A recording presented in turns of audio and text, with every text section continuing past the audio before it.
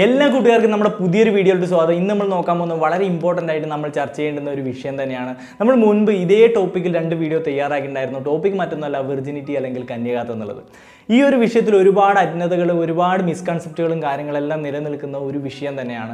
നമ്മളത് റിപ്പീറ്റഡ് ആയിട്ട് ചെയ്യാൻ കാരണം ഓരോ വീഡിയോയിൽ നമ്മൾ അതിൻ്റേതായ സ്പെസിഫിക് പുതിയ പോയിന്റുകളും കാര്യങ്ങളൊക്കെ ആഡ് ചെയ്തിട്ട് നിങ്ങളിലേക്ക് എത്തിച്ചതായിരുന്നു. ഇന്ന് ഈ വീഡിയോ ചെയ്യാൻ ഒരു പ്രത്യേക കാരണമുണ്ട്.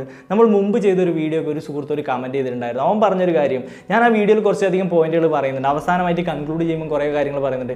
പാസ്റ്റ് ആയിട്ടുള്ള കാര്യമാണ്, പാസ്റ്റ് ഈസ് പാസ്റ്റ്. അപ്പോൾ ഇപ്പോൾ എങ്ങനെയാണ് കാര്യങ്ങൾ മൂവ് ചെയ്യുന്നത്, ആ ലൈഫ് നല്ല രീതിയിൽ ലീഡ് ചെയ്ത് പോവുക, ഫാമിലി ലൈഫ് നല്ല കളർഫുൾ ആക്കാൻ, അതിനൊക്കെ വേണ്ടിയിട്ടാണ് നമ്മൾ പരിശ്രമിച്ചുകൊണ്ടിരിക്കേണ്ടത് എന്നുള്ള കുറച്ച് പോയിന്റുകളൊക്കെ. അത് ഇതേപോലെ വേർഡ് ബൈ വേർഡ് അല്ല ഞാൻ പറഞ്ഞത്. അപ്പോൾ അതൊരു നല്ല രീതിയിൽ ഞാൻ പറഞ്ഞിട്ടുണ്ടായിരുന്നു. അപ്പോൾ അത് കേട്ടപ്പോൾ ആ സുഹൃത്ത് പറഞ്ഞു, ഇത് എനിക്ക് പോലും എൻ്റെ ജീവിതത്തിൽ പോലും അത് പ്രാവർത്തികമാക്കാൻ പറ്റില്ല, അത് വെറും ഒരു പ്രഹസനത്തിന് വേണ്ടി പറയുന്ന ഒരു ഇതായിട്ട് മാത്രമാണ് ഉള്ളത് എന്നൊക്കെ ആ തരത്തിൽ അവൻ ഒരു കമൻറ്റ് ചെയ്തിട്ടുണ്ടായിരുന്നു. അപ്പോൾ ഞാൻ അതിൻ്റേതായ റിപ്ലൈസും കാര്യങ്ങളൊക്കെ കൊടുത്തിട്ടുണ്ടായിരുന്നു. അപ്പം ഞാൻ ഈ റിപ്ലൈസുകളൊക്കെ കൊടുത്തപ്പോൾ ഞാൻ ആലോചിച്ചൊരു കാര്യമാണ്. കാരണം പൊതുസമൂഹത്തിൽ ഈ പയ്യൻ ചിന്തിക്കുന്ന പോലെ ഒരുപാട് പേര് ആലോചിക്കുന്നുണ്ടാവും. അപ്പോൾ അവരിലേക്കൊക്കെ എത്തിക്കേണ്ടുന്ന കുറച്ച് തോട്ട്സുകൾ, കുറച്ച് കാര്യങ്ങളാണ് നമ്മൾ ഈ വീഡിയോയിലൂടെ ഉദ്ദേശിക്കുന്ന ഒരു കാര്യം. അപ്പോൾ തീർച്ചയായിട്ടും നിങ്ങളിത് കാണുക, തീർച്ചയായിട്ടും നിങ്ങൾ ആലോചിക്കുക, നിങ്ങളുടേതായ ഒരു ഉത്തരം നിങ്ങളുടെ മനസ്സിൽ കണ്ടെത്തുക, പറ്റുവാണെങ്കിൽ അത് കമൻറ്റ് കൂടി ചെയ്യാം. അപ്പോൾ ആ ചോദ്യങ്ങൾ, എൻ്റെ മനസ്സിൽ തോന്നിയ കുറച്ച് തോട്ട്സുകൾ, അത് നിങ്ങൾ കൂടി ആലോചിക്കുമ്പോഴാണ് നല്ലൊരു ഡിസ്കഷനും കാര്യങ്ങളൊക്കെ നടക്കാം. അപ്പോൾ അതിലോട്ട് വരുന്നതിന് മുമ്പായിട്ട് ഒരു കാര്യം കൂടി പറയാം. ഹൈമൻ എന്നുള്ള കൺസെപ്റ്റ്, ലേഡീസിൽ വെർജിനിറ്റിയുമായി ബന്ധപ്പെട്ട് ഹൈമൻ എന്നുള്ളൊരു കൺസെപ്റ്റ് നിലനിൽക്കുന്നുണ്ട്. മറ്റൊന്നുമല്ല, ലേഡീസിൻ്റെ യോനി അല്ലെങ്കിൽ വജീനയിൽ കാണുന്ന ഒരു ക്രസൻറ്റ് ഷേപ്പ്ഡ് അല്ലെങ്കിൽ ടിഷ്യൂ, അതാണ് ഈ ഹൈമൻ എന്ന് പറയുന്നത്. അപ്പോൾ സെക്ഷുവലി ബന്ധപ്പെടുന്ന സമയത്ത് അത് പൊട്ടിയിട്ടാണ് ബ്ലീഡിങ് വരുന്നത്. അപ്പോൾ ഈ ബ്ലഡ് കാണാത്ത പക്ഷേ ഈ ഒരു പെൺകുട്ടി വിർജിൻ അല്ല എന്നുള്ളൊരു കൺസെപ്റ്റ് നമ്മുടെ സമൂഹത്തിൽ പണ്ട് മുതലേ ഉള്ളതാണ്. അതിൽ ചെറിയ രീതിയിലുള്ള മാറ്റങ്ങൾ വന്നിട്ടുണ്ട്. അത് വളരെ പ്രാകൃതമായിട്ടുള്ളൊരു രീതിയാണ്, ഒരു മിസ്കൺസെപ്റ്റാണ്. ആ ഒരു സംഭവം ഒരിക്കലും ഒരു അളവുകോലായിട്ട് എടുക്കാൻ പറ്റത്തില്ല. അതിന് കാരണങ്ങൾ നമ്മൾ കഴിഞ്ഞ വീഡിയോയിൽ പറഞ്ഞൊരു കാര്യമാണ്, മറ്റൊന്നുമല്ല. കാരണം നാച്ചുറൽ രീതിയിൽ ചിലപ്പോൾ ചില സ്പോർട്സ് ആക്ടിവിറ്റീസുകൾ, ഇപ്പോൾ ഹോഴ്സ് റൈഡിങ് പോലുള്ള പല കാര്യങ്ങളും ചെയ്യുമ്പോൾ ഇത് സ്വാഭാവികമായിട്ട് നഷ്ടപ്പെടാനുള്ള സാധ്യതയുണ്ട്. പിന്നെ പലരും ഇൻഡിവിജ്വലി ഡിഫറൻ്റ് ആണ്. ഞാനിപ്പോൾ ഹൈറ്റുള്ള ആളാണ്, മറ്റൊരാൾക്ക് അത്ര ഹൈറ്റ് ഇല്ല. അങ്ങനെ ഓരോ ആളും ഓരോ ഡിഫറൻ്റ് ആണ്. ചിലപ്പോൾ ആ ഹൈമൻ അവിടെ പ്രോപ്പറായിട്ട് ഡെവലപ്പ് ആവണമെന്ന് പോലില്ല. അപ്പോൾ ഇൻഡിവിജ്വലി ഡിഫറൻ്റ് ആണ്. അപ്പോൾ അതൊക്കെ ഒരിക്കലും നമ്മളൊരു വിർജിനിറ്റിയുടെ അളവുകോലായിട്ട് കാണാൻ പറ്റത്തില്ല എന്നുള്ളതാണ്. അപ്പോൾ പക്ഷേ ഇത് കാണുന്നവർ ഇന്നുമുണ്ട്. അതൊരു അളവുകോലായിട്ട് കാണുന്നവർ ഇന്നും നമ്മുടെ സമൂഹത്തിലുണ്ട് എന്നുള്ളതാണ്. ഈ ഹൈമൻ ഉണ്ടോ എന്ന് ടെസ്റ്റ് ചെയ്യുന്ന പ്രാകൃതമായിട്ടുള്ള 2 ഫിംഗർ ടെസ്റ്റ് പോലെ ടെസ്റ്റുകൾ ഇന്നും ചെയ്യുന്ന ആൾക്കാരുണ്ട്. അപ്പോൾ അതൊക്കെ വളരെ ഹ്യൂമിലേറ്റിംഗ് ആയിട്ടുള്ള മനുഷ്യത്വരഹിതമായിട്ടുള്ള ആക്ഷൻസ് ആണെന്ന് WHO, നമ്മളെ വേൾഡ് ഹെൽത്ത് ഓർഗനൈസേഷൻ തന്നെ സാക്ഷ്യപ്പെടുന്ന കാര്യമാണ്. അത് ഓർമ്മപ്പെടുത്തിക്കൊണ്ട് നമുക്ക് നമ്മുടെ ക്വസ്റ്റ്യനിലോട്ട് പോകാം. ക്വസ്റ്റ്യൻ നിങ്ങൾ തീർച്ചയായിട്ടും കേൾക്കുക. ഇതിനൊരു ഉത്തരം ഞാൻ പറഞ്ഞല്ലോ, മനസ്സിലെങ്കിലും കണ്ടെത്തുക, അല്ലെങ്കിൽ കമൻറ്റ് കൂടി പറ്റുമെങ്കിൽ ചെയ്യുക. ആദ്യത്തെ ക്വസ്റ്റ്യൻ എന്താ വെച്ച് കഴിഞ്ഞാൽ, നിങ്ങൾക്ക് ഒരു കാമുകി ഉണ്ടെന്ന് കരുതുക. ഓക്കെ, പ്രണയമൊക്കെ നല്ല രീതിയിൽ മുന്നോട്ട് പോയിക്കൊണ്ടിരിക്കുകയാണ്. അപ്പോൾ ആ ഒരു പെൺകുട്ടിക്ക്, നിങ്ങളെ ആ ഒരു കാമുകി നെഗറ്റീവായിട്ടുള്ളൊരു ഇൻസിഡൻറ്റ് മറ്റൊരു യുവാവിൽ നിന്നുണ്ടാവുകയാണ്, ലൈംഗികപരമായിട്ടുള്ള ഒരു അറ്റാക്ക് ഉണ്ടായെന്ന് കരുതുക. ഓക്കെ, കാര്യം മനസ്സിലായിട്ടുണ്ടാവുമല്ലോ. നമ്മുടെ സമൂഹത്തിൽ ഒരുപാട് നടക്കുന്നുണ്ട്. അതൊന്നും ഞാൻ പ്രോത്സാഹിപ്പിക്കുന്നില്ല, അങ്ങനെ സംഭവിക്കരുത് എന്ന് തന്നെയാണ് പറയുന്നത്. നമ്മളെ ഒരു കോവിഡ് രോഗിയെ വരെ പീഡിപ്പിച്ച സംഭവം നമ്മുടെ കേരളത്തിലുണ്ടായി. അപ്പോൾ സപ്പോസ് നമ്മുടെ കാമുകിക്കും അത്തരത്തിലൊരു ഇൻസിഡൻറ്റ് ഉണ്ടായി എന്ന് കരുതുക. ജീവനോടെ ഉണ്ട്, മരിച്ചൊന്നും പോയിട്ടില്ല. അപ്പോൾ ആ ഒരു കേസിൽ നിങ്ങൾ ആലോചിച്ച് നോക്കുക, നിങ്ങൾ ആ കാമുകിയെ ചേർത്ത് പിടിക്കുമോ അതോ ഉപേക്ഷിക്കുമോ? നിങ്ങൾ വിർജിനിറ്റീൻ്റെ കേസിൽ ചിന്തിക്കുന്ന ഒരു ഫ്രഷ് ആയിട്ടുള്ള പെൺകുട്ടി വേണമെന്ന് ഇങ്ങനെ ചിന്തിച്ചുകൊണ്ടിരിക്കുമ്പോൾ നിങ്ങളുടെ കാമുകിയെ മറ്റൊരാളെ മിസ്യൂസ് ചെയ്യുന്നു, അവളുടെ സമ്മതത്തോടു കൂടിയല്ല മിസ്യൂസ് ചെയ്യുന്ന ഒരു സന്ദർഭം ഇങ്ങനെ ഉണ്ടാവുകയാണെങ്കിൽ നിങ്ങൾ എന്ത് തീരുമാനിക്കും എന്നുള്ളതാണ് എൻ്റെ ഒരു ചോദ്യം എന്നുള്ളത്. പലരും ഒരു 50% ആൾക്കാരും പതിയെ ഉൾവലിയാനുള്ള സാധ്യതകളുണ്ട്. കാരണം ഇങ്ങനൊരു ചിന്താഗതി, വിർജിനിറ്റി എന്നുള്ളത് അതിലാണ് എല്ലാം ഇരിക്കുന്നത് എന്നുള്ള ഒരു ചിന്താഗതി, ഇല്ലെങ്കിൽ ആ ഒരു സെക്ഷൽ കോൺടാക്റ്റിൽ എല്ലാം തീർന്നു എന്ന് ചിന്തിക്കുന്ന ഒരു പറ്റ ആൾക്കാരുണ്ടാവും. അതേപോലെ തന്നെ മറ്റൊരു ആംഗിളിൽ ചിന്തിക്കുന്ന ആൾക്കാരും ഉണ്ടാവും എന്നുള്ളതാണ്. അപ്പം നിങ്ങൾ ഏത് കാറ്റഗറിയിൽ പെടും എന്നുള്ളതൊന്ന് ആലോചിച്ച് നോക്കുക. ഈ ഒരു ചോദ്യം ഞാനിവിടെ ചോദിക്കാനുള്ള റീസൺ എന്താണെന്ന് ചിലർക്ക് മനസ്സിലായിട്ടുണ്ടാവില്ല. മറ്റൊന്നുമല്ല, ശരിക്കും പറഞ്ഞാൽ കേവലം ആ ഒരു സെക്സിൽ ഇല്ലെങ്കിൽ ഹൈമനിൽ ഒതുങ്ങുന്നതാണോ പ്രണയം എന്നുള്ളത് തന്നെയാണ് ഞാൻ ഉദ്ദേശിച്ച ഒരു കാര്യം. നിങ്ങൾക്ക് ഇപ്പോൾ ഐഡിയ കിട്ടിയിട്ടുണ്ടാവും. ഇതുമായിട്ട് ബന്ധപ്പെട്ടൊരു സിനിമ ഞാൻ കണ്ടിട്ടുണ്ടായിരുന്നു, നിങ്ങളും കണ്ടിട്ടുണ്ടാവും. കാട്ടുചെമ്പകം എന്നുള്ള ജയസൂര്യയും ചാർമിയൊക്കെ അഭിനയിച്ചൊരു സിനിമ. അതിൽ ചാർമിയെ മനോജിക ജയം മിസ്യൂസ് ചെയ്യുകയും അവസാനം ജയസൂര്യ തൻ്റെ പ്രണയം അത്രമാത്രം ദൃഢമാണെന്നും തൻ്റെ ലൈഫിലോട്ട് തിരിച്ചു കൊണ്ടുവരുന്നതൊക്കെ, ചാർമിയെ ലൈഫിലോട്ട് തിരിച്ചു കൊണ്ടുവരുന്നതൊക്കെ ആയിട്ട് കണ്ടിട്ടുണ്ടാവും. മനോജിക ജയം മിസ്യൂസ് ചെയ്യുമ്പോൾ അവൾ ആത്മഹത്യ ചെയ്യാനാണ് പോകുന്നത്. അപ്പോൾ ലൈഫിലോട്ട് തിരിച്ചു കൊണ്ടുവരുന്ന സിറ്റുവേഷനൊക്കെ ആ ഒരു സിനിമയിലുണ്ട്. അപ്പോൾ അതുപോലെ നിങ്ങൾക്ക് ആവാൻ പറ്റുമോ അതോ നേരെ മറിച്ചുള്ള ആംഗിളിലാണോ നിങ്ങൾ ചിന്തിക്കുന്നത് എന്നുള്ളത് കമൻറ്റ് ചെയ്യാൻ പറ്റുവാണെങ്കിൽ നിങ്ങളുടെ മനസ്സിലെങ്കിലും അതിനൊരു ഉത്തരം കണ്ടെത്തി വയ്ക്കാം.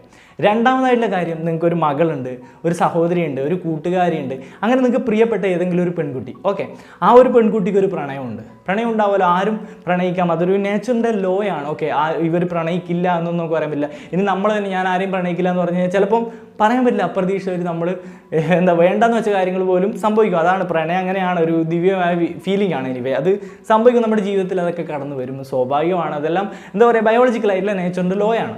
ഓക്കെ, അപ്പം നമ്മുടെ പ്രിയപ്പെട്ട ഒരു പെൺകുട്ടിക്ക് ഒരു പ്രണയം. അപ്പോൾ ഇന്നത്തെ കാലഘട്ടത്തിൽ ഇപ്പം നമ്മുടെ ദൃശ്യമാധ്യമങ്ങളൊക്കെ നൽകുന്ന ഒരു മെസ്സേജ് എന്ന് വെച്ചാൽ, ഒരു പ്രണയം തുടങ്ങി, ഒരു സിനിമയിലൊക്കെ കണ്ടാൽ ഞങ്ങൾക്ക് മനസ്സിലാവും, പ്രണയം തുടങ്ങിയിട്ട് അപ്പം തന്നെ ഒരു പാട്ട് കഴിയുമ്പോൾ ബെഡ് സീൻ ആയിരിക്കും.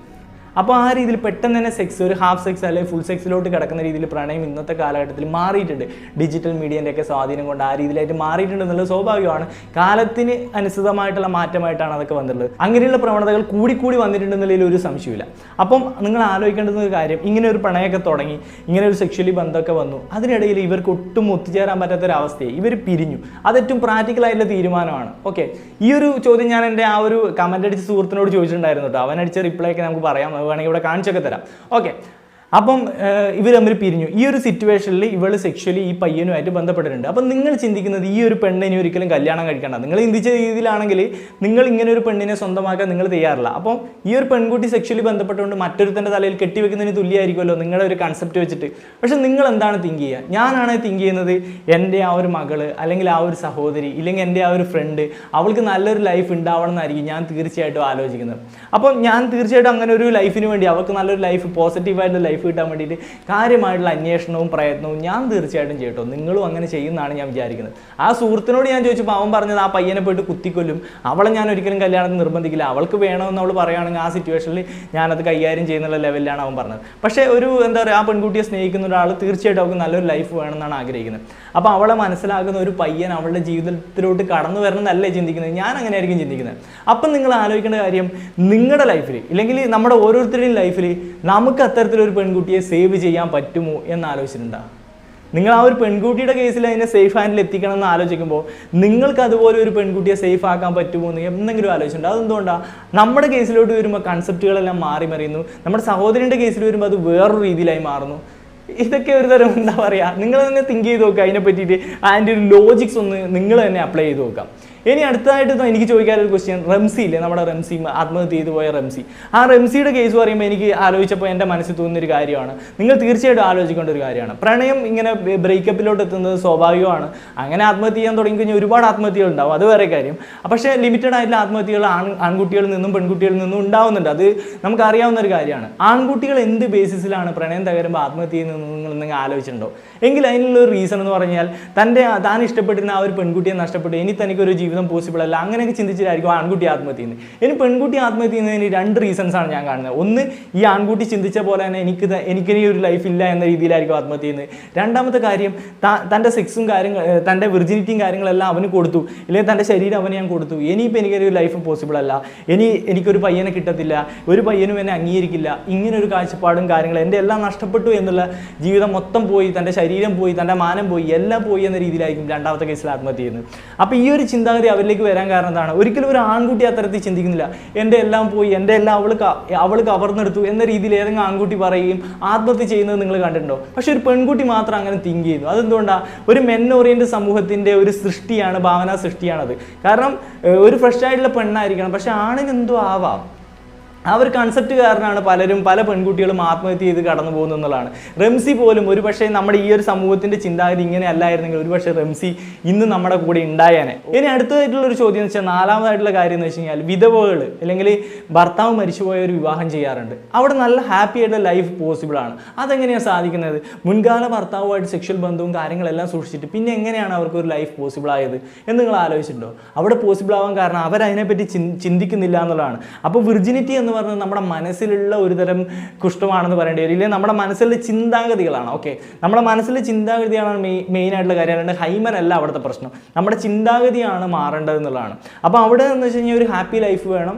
അവർ മുമ്പേ ഒരു വിവാഹം കഴിച്ചിരുന്നു, അതിനെപ്പറ്റി ഒന്നും വലിയ ബോധേഡാവാണ്ട് ആ ലൈഫ് മുന്നോട്ട് പോകണം എന്ന രീതിയിൽ പ്രാക്ടിക്കലായി തിങ്ക് ചെയ്ത് മുന്നോട്ട് പോകുമ്പോൾ ആ ലൈഫ് വളരെ കളർഫുൾ ആയിട്ട് പോകുന്നു. അപ്പോൾ വിധവകൾ വിവാഹം ചെയ്യുമ്പോൾ ഒരു പ്രശ്നമില്ലാണ്ട് അങ്ങനെ കടന്നു പോകാൻ കാരണം അത് തന്നെയാണ്. അപ്പോൾ അവിടെ വിർജിനിറ്റി ശരിക്കും ബ്രേക്ക് ആയിട്ടുണ്ട്, പക്ഷേ മറ്റൊരു ലൈഫ് നല്ല കളർഫുൾ ആയിട്ട് പോകുന്നുണ്ട്. അപ്പം നമ്മുടെ മനസ്സിലാണ് യഥാർത്ഥ പ്രശ്നങ്ങൾ ഉടലെടുക്കുന്നത് എന്നുള്ളതാണ്. മനുഷ്യ മനസ്സിൽ തന്നെയാണ് എല്ലാ യുദ്ധങ്ങളും ആരംഭിക്കുന്നത്, നമുക്കറിയാലോ. ഇനി പറയാനുള്ളൊരു കാര്യം, ഇനി ക്വസ്റ്റ്യൻസ് ഒന്നും അല്ല, എനിക്ക് കുറച്ച് സൂചിപ്പിക്കേണ്ടുന്ന കുറച്ച് കാര്യങ്ങളാണ്. കഴിഞ്ഞിടയ്ക്ക് ഞാൻ കണ്ട ഒരു ഷോർട്ട് ഫിലിം, പലപ്പോഴും എന്ന് പറഞ്ഞാൽ നമ്മുടെ മലയാളത്തിലെ ഷോർട്ട് ഫിലിം കിങ് ആണ് അത് സംവിധാനം ചെയ്തിട്ടുള്ളത്. പലപ്പോഴും എന്ന് പറഞ്ഞ ഷോർട്ട് ഫിലിം അതിൽ അഭിനയിച്ചിട്ടുള്ളത് നമ്മുടെ അജു വർഗീസ് ആണ്. അതുപോലെ ഒരു നായികയൊക്കെ ഉണ്ട്. അപ്പം നായിക അജു വർഗീസിൻ്റെ അടുത്ത് വന്ന് പറയുകയാണ്, എൻ്റെ വിർജിനിറ്റി നഷ്ടപ്പെട്ടിട്ടുണ്ട് മുമ്പ്, കല്യാണത്തിന് മുമ്പാണ് ഇത് പറയുന്നത്. അപ്പോൾ നഷ്ടപ്പെട്ടിട്ടുണ്ടെന്ന് പറയുന്നത്. അതപ്പോൾ എനിക്ക് കുഴപ്പമില്ല എന്ന രീതിയിൽ അജു വർഗീസ് പറയുമ്പോൾ എന്താണ് സംഭവിച്ചതെന്ന് കൂടി അവൾ പറയുന്നു. ഞാൻ ചെറിയ കുട്ടിയായിരുന്നപ്പോൾ അധ്യാപകനാണ് എന്നെ മിസ്യൂസ് ചെയ്തതെന്നുള്ളത്. അപ്പോൾ ഇതെല്ലാം പാസ്റ്റ് ഈസ് പാസ്റ്റ് എന്ന രീതിയിലാണ് അജു വർഗീസ് അവിടെ പറയുന്നത്. ഇനി എൻ്റെ കൂടെ നല്ലൊരു ലൈഫ് നിനക്ക് ലീഡ് ചെയ്യാൻ പറ്റുവാണെങ്കിൽ അത് പോസിറ്റീവായി നമുക്ക് മുന്നോട്ട് പോകാമെന്നുള്ളതാണ്. പലപ്പോഴും എന്നുള്ളതാണ് ആ ഷോർട്ട് ഫിലിമിൻ്റെ പേര്. പലപ്പോഴും എന്നുള്ളത് പറയാനൊരു കാരണമുണ്ട്. പലപ്പോഴും ഇത് സംഭവിക്കുന്നുണ്ട്. പല റീസൺസ് കൊണ്ട് പെൺകുട്ടികൾ ഇത്തരത്തിൽ എന്താ പറയുക, വിർജിനിറ്റിയും ഇങ്ങനെയുള്ള അവരെ സംഭവങ്ങളെല്ലാം നഷ്ടപ്പെട്ടു പോകുന്നുണ്ട്. അത് ചിലപ്പോൾ കുട്ടികളായിരുന്നപ്പോൾ മിസ്യൂസ് ചെയ്യുന്നതായിരിക്കാം, ഇല്ലെങ്കിൽ ഈ ഒരു പ്രണയവും കാര്യങ്ങളൊക്കെ നടക്കുമ്പോൾ അത്തരത്തിൽ നഷ്ടപ്പെട്ടു പോകുന്നതായിരിക്കാം. പക്ഷേ നമ്മുടെ സമൂഹം ഇതിനെല്ലാം നെഗറ്റീവായിട്ട് കാണുന്നു എന്നുള്ളതാണ്. പക്ഷേ ആണ് സേഫാണ്, എപ്പോഴും ആണ് സേഫ്, അവനൊന്നും നഷ്ടപ്പെടുന്നില്ല. എന്ത് വിഡിത്തരമാണ് എന്ന് നമ്മളൊന്ന് ആലോചിച്ച് നോക്കണം. അതിൽ എന്ത് ലോജിക്കാണുള്ളതെന്ന് കൂടി ആലോചിച്ച് നോക്കണം. നമ്മുടെ സമൂഹത്തിൽ ഒരുപാട്, ഇല്ലെങ്കിൽ നമ്മുടെ ഈ ഒരു നാട്ടിൽ ഇന്ത്യയിൽ ഒരുപാട് വേശ്യാലയങ്ങളുണ്ട്. നമ്മുടെ കേരളത്തിൽ അംഗീകൃതമായിട്ടൊരു വേശ്യാലയം ഇല്ലെങ്കിലും പലയിടത്തും ഒളിഞ്ഞും മറഞ്ഞും കാര്യങ്ങൾ നടക്കുന്നുണ്ട്. അപ്പോൾ ഇങ്ങനെയുള്ള കാര്യങ്ങളെല്ലാം നടക്കുമ്പോൾ അവിടെയുള്ള ലേഡീസിൻ്റെ എണ്ണം ലിമിറ്റഡ് ആണ്. പക്ഷെ അവിടെ എത്തിച്ചേരുന്ന ആണുങ്ങളുടെ എണ്ണം ഓരോ വർഷവും എത്രമാത്രമാണ്. അപ്പോൾ അത്രയും ആൾക്കാർ സമൂഹത്തിൽ മറ്റൊരു പെണ്ണിനെയും കെട്ടി സുഖമായിട്ട് ജീവിക്കുന്നുണ്ട്. അവിടെ ഒരു വിർജിനിറ്റീൻ്റെ കോംപ്ലിക്കേഷൻ വരുന്നില്ല. പക്ഷെ ആണിന് സേഫ് അല്ലേ? എന്താ ആണിനെ ഒന്നും നഷ്ടപ്പെടാത്തത്? അത് എനിക്കിതുവരെ മനസ്സിലാക്കാൻ പറ്റിയില്ല. പെണ്ണിന് മാത്രം എന്തോ ഒന്ന് നഷ്ടപ്പെടുന്നു എന്നുള്ളത്. അപ്പോൾ ഒരു മെയിൽ ഷോവനിസത്തിൻ്റെ പ്യുവർ ഫോമാണ് ആക്ച്വലി ഈ നമുക്ക് കാണാൻ പറ്റുന്ന വിർജിനിറ്റി എന്നുള്ള കൺസെപ്റ്റ് എന്നുള്ളത്. ഇവിടെ നമ്മൾ തിങ്ക് ചെയ്യുന്ന കാര്യം, ഇപ്പോൾ മുമ്പ് ഒരു പ്രണയം ഉണ്ടായി, അവിടെ എന്തോ ഒരു പ്രശ്നം ഉണ്ടായി എന്ന് കരുതിയിട്ട് ഇനി അവർക്കൊരു ലൈഫ് പോസിബിൾ അല്ല എന്ന് തിങ്ക് ചെയ്യുന്നത് തെറ്റാണ്. അവർക്ക് തന്നെ സ്നേഹിക്കാൻ പറ്റില്ല, നല്ലൊരു ലൈഫ് ലീഡ് ചെയ്യാൻ അവരെ കൊണ്ട് സാധിക്കില്ല എന്ന് തിങ്ക് ചെയ്യുന്നുണ്ടെങ്കിൽ അത് എന്താ പറയുക, അമ്മാതിരി തെറ്റാണ്. ഈ ഒരു പയ്യൻ എന്നോട് ചോദിച്ചൊരു കാര്യമുണ്ട്.